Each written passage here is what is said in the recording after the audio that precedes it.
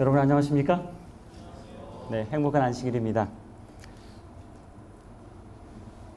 제 인생에서 청춘의 뜻이 뭘까 정의하기 시작한 것은 80년대 초 제가 세상을 보는 눈이 열리기 시작했을 때였던 것 같습니다. 80년대 청춘의 느낌은 저항이었습니다. 제가 초등학교에 막 들어가기 전에 광주 민주화 운동이 있었고 저는 그날 밤을 아직도 잊을 수 없습니다. 총소리를 들으면서 잠이 들었는데요. 그 소리는 젊은이들의 저항의 소리였습니다. 80년대 제가 살았던 광주는 바로 여러분 나이 또래 젊은이들이 세상의 조류에 맞서서 그들의 손을 높이 들고 목소리를 높이 들었던 그런 시대였습니다. 그래서 제가 중학교 때 학교에서 공부하다 보면요, 어느새 코끝이 찡해지는데 왜 그랬을까요? 체류탄 냄새가 학교까지 날아와서 그 체류탄 냄새를 맡으면서 공부했었습니다. 그리고 제가 다녔던 교회 앞은요, 안식일만 가면 이 정경들과 대학생들이 이렇게 선을 그어놓고 이렇게 싸우던 그런 곳 앞이었습니다. 몇 개월째 도로를 점거하고 있던, 그리고 그렇게 저항하던 대학생들 때문에 버스 노선이 바뀌기도 하고 세상이 바뀌기도 했었습니다. 그래서 저는 이렇게 생각합니다. 저항은 청춘의 힘이다. 노인은 저항하지 않습니다. 우리가 청춘이 저항을 꿈꾸지 않으면 청춘이 아니라고 생각해서 오늘 저는 저항을 꿈꾸지 않으면 청춘이 아니다라는 제목으로 여러분과 함께 말씀을 나누고 싶습니다. 우리가 분노하는 이유는 여전히 우리가 젊기 때문에 그렇습니다. 최근에 여러분 미스터 선샤인이라는 드라마를 여러분 아시나요? 여러분 잘 모르시죠? 일제강점시대에 의병운동을 소재로 만든 영화인데 요새 꽤 인기입니다. 그 드라마를 저희 집사람이 한 번씩 보는데 볼 때마다 일본에서 이 대한제국을 점점 강탈해 가는 모습을 보면서 저희 집사람이 이렇게 분노에 찬 이렇게 종종 손을 이렇게 부르르 떨고 눈물을 흘려요. 그럼 제가 이렇게 이야기하죠. 드라마야. 우리가 젊기 때문에 저항하는 게 아닐까요? 우리가 젊기 때문에 분노하지 않을까라는 생각이 듭니다. 마치 연어가 물살을 거슬러 올라가는 것처럼요. 청춘은 세상의 조류 앞에 거슬러 올라갈 수 있는 저항의 힘을 갖고 있는 사람들이라고 저는 생각합니다. 우리는 저항을 꿈꿉니다. 물살을 거슬러 올라가죠. 세상의 물살을 그 반대로 거슬러 올라갑니다. 세상에 가는 길과 분명히 어쩌면 우리의 저항의 길은 다를 수 있습니다. 반대일 수 있습니다. 그럼에도 불구하고 연어는 저항합니다. 왜요? 왜 연어가 저항할까요? 그것이 자기와 자기의 자손들이 살 수 있는 유일한 길이라고 생각하기 때문에 그렇습니다. 오늘 저는 제 시간으로는 이제 마지막 시간인데요. 오늘 이 말씀을 통해서 우리에게 세상의 조류에 저항할 수 있는 그런 힘이 되는, 힘을 생기게 하는 그런 시간이 되기를 간절히 원합니다. 오늘 말씀은요, 여러분이 잘 아는 누가복음 15장에 있는 탕자의 비유에 대한 말씀입니다. 어떤 사람에게 두 아들이 있는데 그 둘째가 아버지에게 말합니다. 아버지, 재산 중에 내게 돌아올 분깃을 내게 주십시오. 아버지는 그 살림을 각각 나누어 주었더니 그 후 며칠이 안 되어 둘째 아들이 재물을 다 모아가지고 먼 나라에 가 거기서 허랑방탕하여 그 재산을 낭비하더니 다 없앤 후에 그 나라에 크게 흉년이 들어 그가 비로소 궁핍한지라. 가서 그 나라 백성 중 한 사람에게 붙여 사니 그가 그를 들로 보내어 돼지를 치게 하였는데 그가 돼지 먹는 쥐엄 열매로 배를 채우고자 하되 주는 자가 없는지라. 여러분, 제가 문제를 하나 드리겠습니다. 우리는 불행한가요? 여러분 어떻습니까? 우리는 불행한가요? 우리 한번 탕자에게 한번 물어봅시다. 이 둘째 아들에게 한번 물어봅시다. 여러분, 둘째 아들은 불행한가요? 왜 대답이 없으시죠? 자, 불행? 왜 불행합니까? 왜 둘째 아들 탕자는 불행할까요?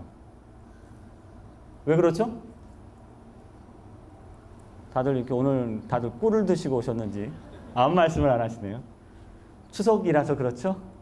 송편 생각에? 탕자가 돈이 떨어졌기 때문에 불행해졌다고 생각한다면 우리의 사고를 한 번 정도 점검해 볼 필요가 있습니다. 그것은 물질주의적 사고에서 성경을 보는 관점입니다.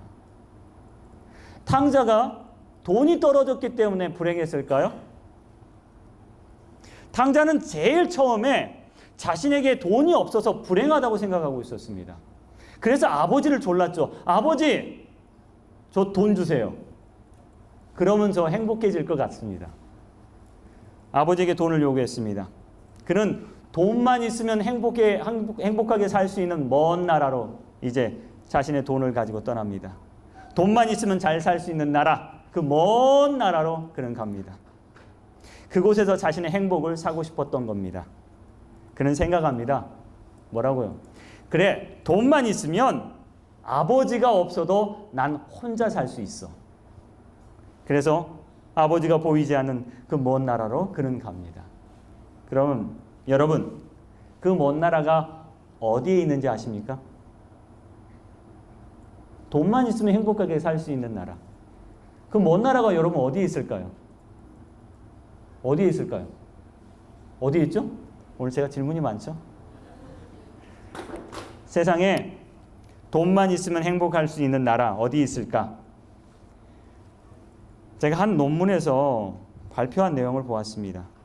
돈만 있으면 행복할 수 있는 나라, 행복할 것이라고 생각하는 사람들이 가장 많이 사는 곳 어딘가?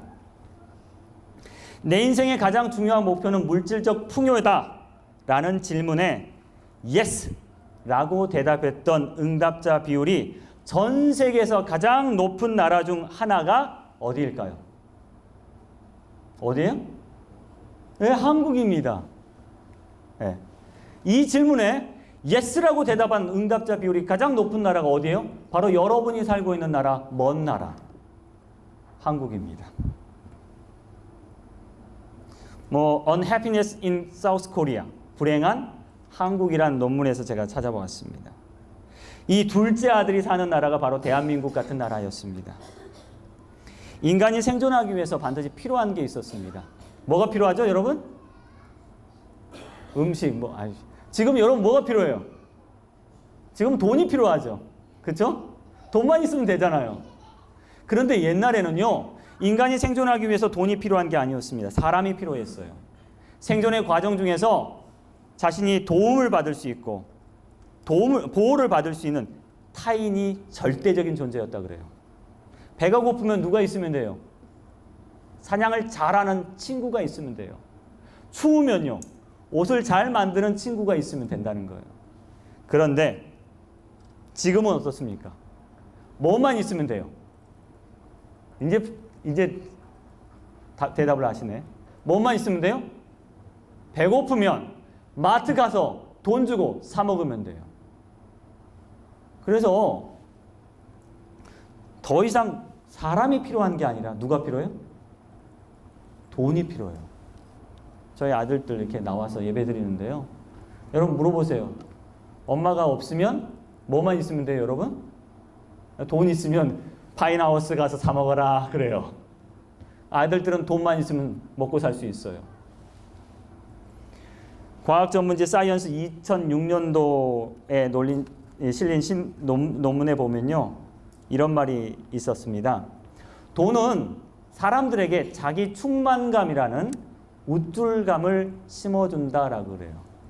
그래서 좋게 말하면 독립적인 인간으로 설 수 있게 도와준다라는 거지만, 나쁘게 말하면 무슨 말이냐? 난 너희가 없어서 살 수 있어. 그런 생각을 심어준다는 겁니다. 난 너희가 없어서 살 수 있어.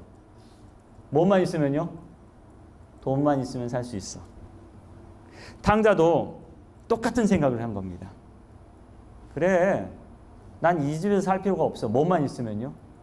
돈만 있으면 아버지 없어도 살 수 있고, 어머니 없어도 살 수 있고, 형 없어도 난 살 수 있어. 가족이 없어도 난 살 수 있다고. 여기서 소개된 이 논문에 소개된 실험에 따르면요, 돈을 중요하게 여기는 사람일수록 다른 사람의 도움을 받지 않으려고 하고 또한 다른 사람에게 덜 도와주려고 한다는 사실입니다. 곧 돈의 존재감이 크면 클수록 사람의 존재감은 점점 작아진다는 거죠. 탕자가 갔던 그 먼 나라가 바로 이런 나라였습니다. 물질주의적 사고가 가득한 나라.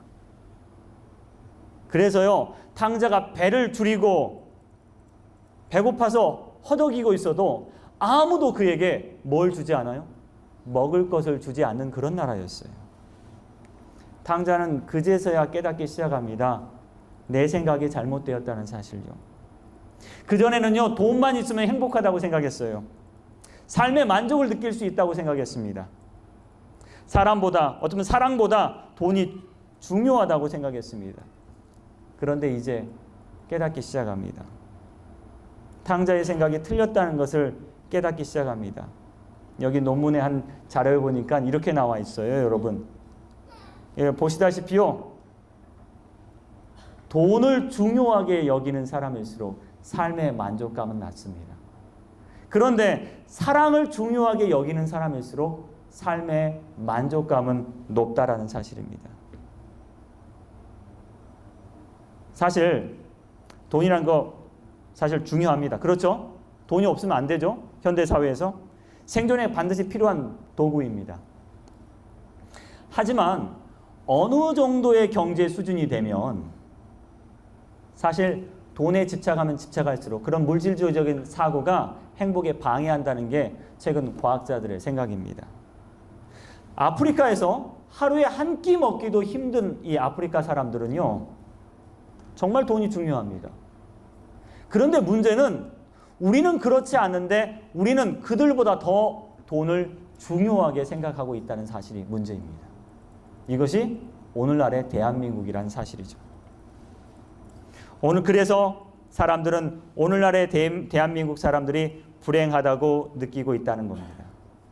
과학으로 증명된 사실 역시 돈을 중요하게 생각할수록 행복도는 낮고 사랑에 더 많은 가치를 두면 둘수록 행복하다는 것입니다. 지금으로부터 약 100년 전에 영국의 유명한 경제학자가 하나 있었습니다. 이 케인즈라는 경제학자인데요. 이 사람은 머리가 너무 좋았어요. 천재였어요. 게다가 자기의 이 천재적인 이 경제적인 소질로 부자가 되었던 사람이었습니다. 이 사람이 예언을 했어요. 앞으로 100년 뒤면 이 세상이 어떻게 될 것인가라는 예언을 합니다. 자, 앞으로 100년 후에 영국 사람이었는데 경제적으로 우리 영국은 8배나 더 잘 살게 될 것이다. 그리고 원하는 사람은 일주일에 15시간만 일하게 될 것이다. 물질적인 여러 욕구로도 완벽하게 충족되기 때문에 이제 도리어 돈을 좋아하는 사람은 사회적인 지탄을 받게 될 것이다. 라고 그 당시 영국 사회가 경제적으로 가장 어려웠을 대공황 시대에 이런 희망적인 예언을 던졌다고 합니다. 거의 100년이 다 돼가요. 그러면 그의 예언이 이루어졌을까요? 여러분, 요새 우리가 15시간만 일주일에 일하면 어때요? 되나요? 한 가지는 이루어졌다 그래요. 우리가 더 많이 벌고 부자가 되었다는 사실은 이루어졌답니다. 하지만 이루어지지 않은 건 뭐냐? 바로 우리는 더 열심히 일해야 된다는 사실입니다. 더 열심히 일해야 되고 더 열심히 자신을 팔아야 되고 더 열심히 살지 않으면 안 된다는 거예요. 옛날에는요, 아이 많이 낳아도 상관없어요. 그래도 행복했어요. 그런데 요새는요, 점점 우리의 식구를 줄여야 된다는 사실이에요. 뭐하게 살려면? 행복하게 살려면. 더 열심히 뛰어야 되고요. 여러분이 원하는 걸 사기 위해서는 더 열심히 일해야 된다는 사실입니다. 사실 우리는 무엇든지 살 수 있는 그런 천국에 살고 있습니다. 구매자의 천국에 살고 있어요. 나는 오늘 뭐든지 주문하면요, 바로바로 받을 수 있어요. 뭐든지 살 수 있어요. 하지만 그것을 사기 위해서는 여러분 생명을 바쳐야 된다는 사실이죠. 과학과 기술이 발전하고 있는 사회일수록 우리는 더욱더 심각한 노예가 될 것이라고 미래학자들은 이야기합니다. 매일 아침에 지옥철로 자신들의 몸을 싣고 다니는 수천 수백만의 사람들이 있습니다. 이들은 정말 열심히 일해요. 그런데 왜 여유롭지 못할까요? 그들이 게을러서요? 아니요. 이 사회가 그들을 그렇게 만들고 있다는 사실입니다. 분명 열심히 살았지만 여전히 빠듯합니다. 최선을 다했지만 여전히 힘들어요. 오늘을 포기하고 내일을 위하여 오늘을 포기하고 나를 포기했지만 우리는 행복해질 수 없다는 그런 사회에 살고 있다는 겁니다.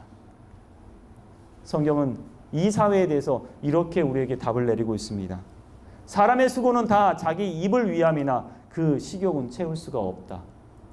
바로 우리가 갖고 있는 이 식욕을, 욕심을 채울 수 없기 때문에 여전히 우리는 힘든 겁니다. 자, 그럼 이제 이 상황에서 성경이 우리에게 제시하는 해법은 무엇일까요? 성경은 우리에게 어떤 해법을 제시할까요? 넘어가겠습니다. 성경이 우리에게 제시하는 해법 두 가지가 있습니다. 세상의 조류에 저항하는 청년들, 어쩌면 이 방법은 좀 고전적인 방법일 수 있지만 저는 이 방법이 바로 하나님께서 미래를 내다보고 우리에게 주신 방법이라고 생각합니다. 이 방법은요, 레위기 26장에 나옵니다. 이 레위기란 책의 결론이자 서론을 찾으라면 바로 이 레위기 26장을 찾을 수 있습니다. 레위기의 그 전체적인 의미는 뭐냐? 당신이 하나님의 율법에 순종하면 축복을 받을 것이고 그렇지 않으면 저주를 받을 것이다 라는 이야기입니다. 그런데 이 요약을 레위기 26장에 딱 넣어놨어요. 그러면서 이 하나님의 율법을 어떻게 두 가지로 딱 요약했냐면 첫 번째, 둘째 계명, 우상을 섬기지 말라는 계명하고 네 번째, 안식일을 지키라는 이 두 가지로 요약을 딱 해놓고 있다는 사실입니다. 레위기 26장에 우상을 섬기지 말라, 그리고 안식일을 잘 지키라. 이 두 가지 계명을 잘 지키면 너희에게 평화가 있고 화평이 있고 경제적으로 절대 결단코 어렵지 아니할 것이다 라는 내용이 이 레위기 26장에 숨어 있습니다. 여러분, 그렇다면 오늘날 우리가 바라보고 있는 우상은 무엇입니까? 여러분, 오늘날 우리가 돌부처에 절합니까? 아니면 저기 서울광장에 커다란 신상을 세워놓고 절하고 있습니까? 아니에요. 오늘날 우리가 말하는 우상은 뭐냐? 바로 물질입니다. 돈이에요. 현대인들의 우상입니다. 여전히 우리는 이 돈을 쫓아가고 있다는 사실이에요. 오늘 대한민국이라는 사회는요, 돈을 섬기고 있는 사회입니다. 종교가 아니라 돈을 섬기고 있어요. 돈은요, 뭐든지 할 수 있다고 믿고요. 돈은요, 누구든지 구할 수 있다고 믿고요. 돈은요, 이거 아니면 싸우지도 않아요. 최고의 삶의 가치로 삼고 사회 문제를 야기시키고 어디든지 있고 숭배를 받는 바로 이 돈을 우리는 섬기고 있습니다. 요한기록 14장 11절에 다시 한번 우리에게 경고합니다. 마지막 시대를 살아가는 우리에게 뭐라고 경고해요? 짐승과 그의 우상에게 경배하고 그 이름의 표를 받는 자는 누구든지 밤낮 쉼을 얻지 못할 것이다. 너희가 우상을 섬기고 쉼을 얻지 못할 것이다. 바로 레위기 26장에 있는 말씀을 다시 한번 우리에게 들려주고 있다는 사실입니다. 하나님께서 레위기 26장에 수많은 약속들을 주셨어요. 너희가 우상을 섬기지 않고 안식일 거룩하게 지키면 너희 소산에 복을 받을 것이다 라고 이야기합니다. 너희가 하는 사업에 복을 받을 것이고 평화가 있을 것이고 번성할 것이고 장대할 것이다 라고 이야기하고 있어요. 반면에 너희가 안식일을 기억하지 않고 일을 하며 돈을 쫓는다면 너희 수고가 헛된 것으로 돌아갈 것이다 라고 결론 짓고 있습니다. 물질주의자 탕자는 깨닫게 됩니다. 내 생각이 틀렸구나. 그리고 이 먼 나라에서 이제 아버지의 나라로 돌아가기로 결심합니다. 드디어 이 세상의 조류에 저항하기로 결심합니다. 그리고 이제 아버지께 돌아갑니다. 이 아버지는 부자였어요. 하지만 그의 재산에 얽매이지 않은 사람이었습니다. 사람주의자였습니다. 아버지가 그렇게 열심히 돈을 번 것은 아들을 위함이었고 가족을 위함이었습니다. 아버지의 가치는 돈에 있지 아니하고 가족에 있었고 아들에게 있었다는 사실입니다. 제가 인터넷에서 한 글을 보게 되었습니다. 한 직장인이 그날 너무너무 힘들게 일하고 돌아오면서 이렇게 자신의 고백을 쓴 글이었습니다. 그는요, 자신이 돈을 버는 진정한 이유를 알고 싶었습니다. 그는 빵을 좋아하지 않았지만 직장에서 힘들었던 그날 어머니와 아들을 위해서, 어머니와 여동생을 위해서 빵을 사갑니다. 그리고 빵을 아무 관심 없이 툭 던지면서 먹을 거 사왔어 라고 이야기했답니다. 어머니와 여동생은 그 맛있는 빵을 먹으면서 웬일이야? 라고 했대요. 그때 맛있게 먹는 그 식구들을 보면서 이 청년은 자신이 힘들게 돈 버는 이유가 무엇인지 알게 됩니다. 그리고 자신이 어렸을 때 아버지가 아이스크림과 과자를 사왔던 그날 아마 아버지는 평소보다 힘들었던 날이었나 보다라고 깨닫게 됩니다. 여러분, 저는 여러분이 다니엘의 세 친구처럼 이런 세상의 조류 앞에서 저항하게 되기를 바랍니다. 세상의 우상 앞에서 여러분이 저항하기를 바랍니다. 최선을 다하여 거기에 무릎을 꿇지 아니하고 고개를 숙이지 아니하고 저항하게 되기를 바랍니다. 남들은 다 돈 앞에서, 이 황금 앞에서 절하는데 다니엘의 세 친구들은요, 하나님의 길 가기를 결심합니다. 느부갓네살 왕은 그의 모든 재산으로 황금의 신상을 세워놓고 모든 사람에게 절하라고 이야기합니다. 하지만 세 친구는 하나님의 길 가기를 원했습니다. 바벨론 왕 느부갓네살 왕이 세운 왕국은 황금 만능주의, 그런 왕국을 대표합니다. 자신의 부와 권력을 자랑하기 위해 황금으로 신상을 만들었죠. 하나님의 역사보다, 하나님의 계획보다, 하나님의 사람보다 자신이 만든 금 신상 앞에서 모든 사람이 절하기를 바랬습니다. 이것은 오늘 사단이 갖고 있는 계획입니다. 오늘 사단은요, 세상의 수많은 젊은이들에게 자신이 만드는 황금의 우상 앞에서 절하라고 우리에게 요구합니다. 무릎을 꿇라고 요구합니다. 강요합니다. 그러나 오늘 하나님의 세 명의 아들들처럼 세상을 따르지 않고 세상의 조류를 따르지 않고 남들의 생각에 동조하지 않고 물질에 굴복하지 않고 황금에 눈멀지 않은 하나님 앞에 당당히 세상 앞에 저항할 수 있는 청년들이 여기에 있기를 바라고 계시다는 사실입니다. 오늘 여러분이 세상의 조류 앞에 저항하게 되기를 바랍니다. 하나님은 오늘 우리에게 이런 초청을 하십니다. 수고하고 무거운 짐진 자들아, 다 내게로 오라. 내가 너희를 쉬게 하리라. 여러분, 이 초청에 응하게 되기를 바랍니다. 하나님께 여러분의 인생을 맡기고 세상의 조류에 저항하게 되기를 간절히 바랍니다. 우리의 쉼은 멈춤이 아니라 동행입니다. 우리가 주님 오시는 그날까지 하나님과 동행하는 삶, 그것이 진정한 우리의 삶입니다. 우리는 이 쉼을 위하여 오늘 세상에 저항하는 청년이 되어야 합니다. 주의 친절한 팔에 안기세 우리 마음이 평안하니니 항상 기쁘고 복이 되겠네. 영원하신 팔에 안기세. 오늘 이 찬미가 여러분의 결심이 되기를 간절히 바랍니다.